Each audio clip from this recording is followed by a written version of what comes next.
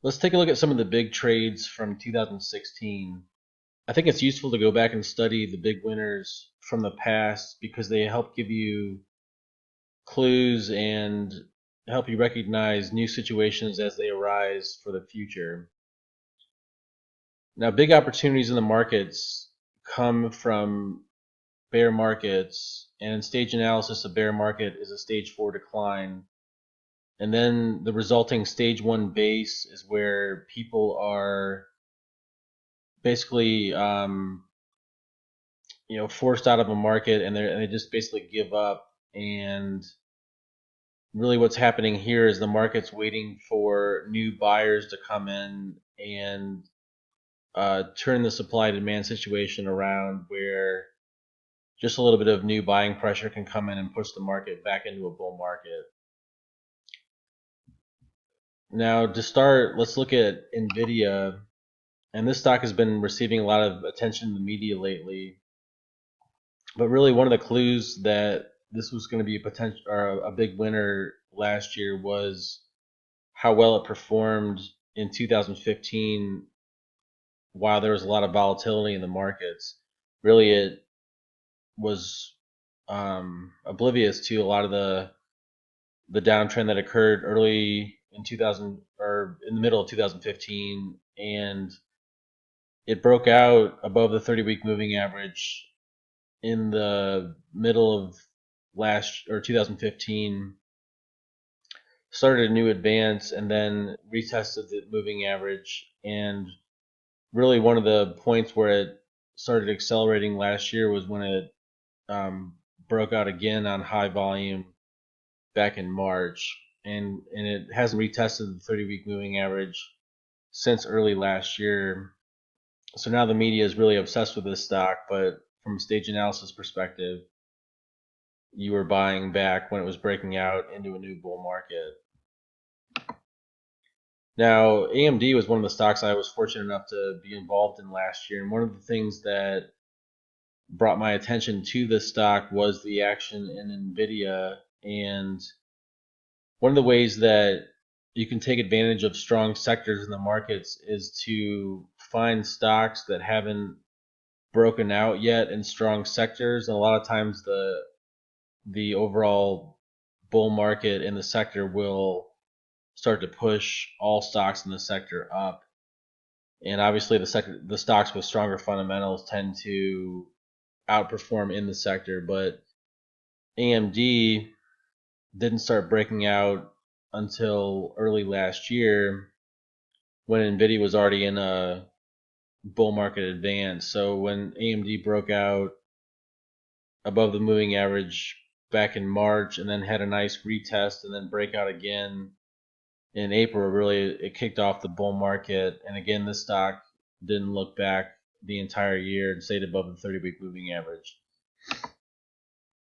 Now, gold stocks obviously was something I talked about a lot last year, and really this massive bear market that gold was in for multiple years is what kicked off this monster bull move we saw last year. One of the things that I liked about gold stocks heading into early last year was the tight like coiling action in the price for almost 6 months up until the breakout. That's a strong sign in a stage 1 where the buying and selling pressure is very tight, and a lot of times once you get that big increase in volume, it pushes the market back into a bull market. So we saw that early last year in gold stocks as they all erupted into stage 2 back in February. GSS was one of the stocks that I traded last year, and you can see how a lot of these destroyed junior mining stocks had monster years, and again they all erupted into stage 2 around the same time last year. Now, one of the ways, I talked about AMD, how it broke out later, but here was a gold stock, THM, that up until May of last year really hadn't done a whole lot after it kind of consolidated this first up move. And this is another example of getting an entry into a stock that hasn't moved as much in a strong sector, and this stock went on to have that nice retest and stage analysis and then exploded higher, um, tripling basically in a short period of time in another big up move. Now, copper stocks were another strong sector last year, but they had a different kind of a year where they broke out early last year and then kind of drifted sideways to higher for a while, and really after the election just exploded higher, and you can see the huge volume that came in right after the election. Northern Dynasty was one of the stocks that I traded in this sector last year, and I had a lot of tweets about late last year, but you can see how this stock had that nice tight basing formation in the middle of last year and then broke out early last summer and then consolidated those gains for multiple months. And when that second wave came into the copper stocks, the stock exploded higher once again. You can see the volume is dramatic in this stock, which helped push it higher. Steel stocks were another strong sector last year, and they were kind of similar to copper, where they broke out early last year, had a lot of big pullbacks to the 30-week moving average, but have stayed in a bull market ever since. Cleveland Cliffs was a stock in this sector, or Cliffs Natural Resources, that was a good winner, where it broke out again early last year.